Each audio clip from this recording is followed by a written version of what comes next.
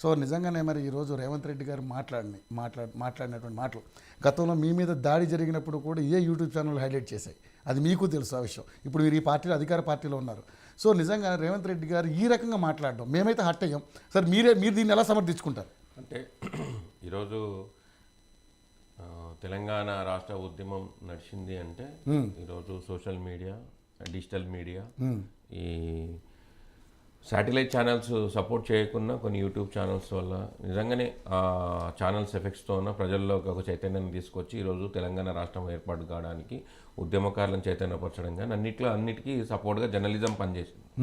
So జర్నలిస్ట్ని గౌరవిస్తూనే ఏండ్ల తరబడి పెండింగ్లో ఉన్నటువంటి సమస్యని ఈరోజు రేవంత్ రెడ్డి గారు దగ్గరుండి ఆ సమస్యను తీర్చి నిన్న ఒక సందర్భంలో అంటే ఈరోజు ఒక ముఖ్యమంత్రిగా ఉన్నటువంటి వ్యక్తి ముఖ్యమంత్రిగా తనని కించపరుస్తున్నా కూడా వాళ్ళని ఏమనకుండా అంటే వాళ్ళు ఒక జర్నలిస్టులు కాబట్టి వాళ్ళని గౌరవిస్తూ వాళ్ళు ఏ రకమైనటువంటి జర్నలిస్టులు అయినా ఈరోజు ఆన్లైన్ కానీ ఆఫ్లైన్ అని చెప్పేసి ఎవరిని కించపరచకుండా అవమానించకుండా కూడా సో జాగ్రత్తగా వాళ్ళందరికీ స్వేచ్ఛ ఇచ్చి ఈరోజు హ్యాపీగా ఈరోజు అందరూ కూడా పోయి ప్రజాక్షేత్రంలో అన్నిటి విషయాల మీద వార్తలు సేకరించేటువంటి ఒక ప్రాథమిక హక్కు ఉన్న వాటిని వాళ్ళని హరించకుండా వాళ్ళని కాపాడుతుంది ఈరోజు రేవంత్ రెడ్డి గారి ప్రభుత్వం.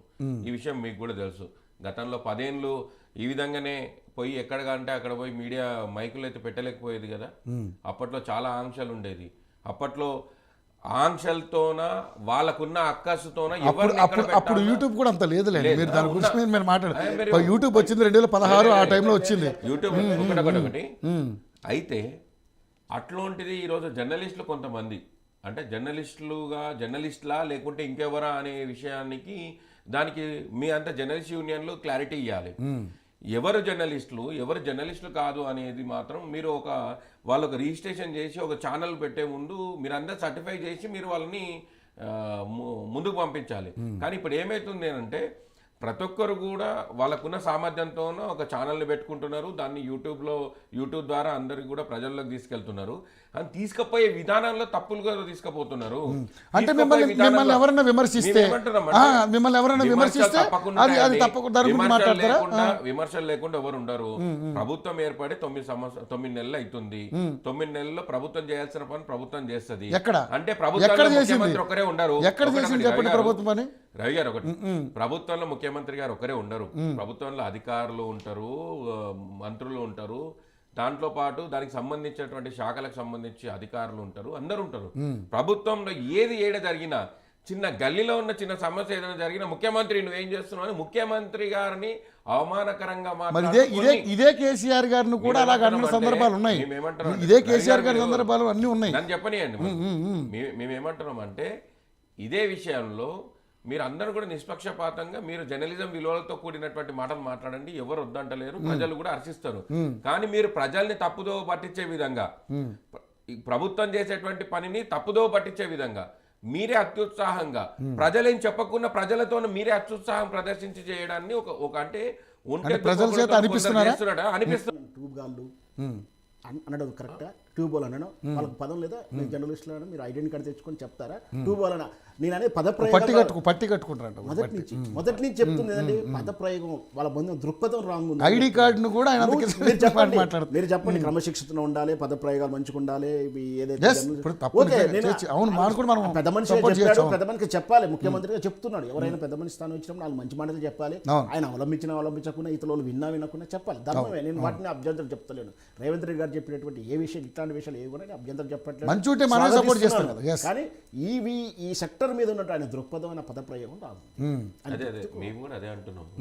మీడియా అనే పదానికి దాన్ని ప్రజలు కూడా గమనిస్తున్నారు. ఈరోజు యూట్యూబ్లో వచ్చే విషయాన్ని మాత్రమే ప్రజలు దాన్ని కరెక్ట్గా గుర్తిస్తున్నారు.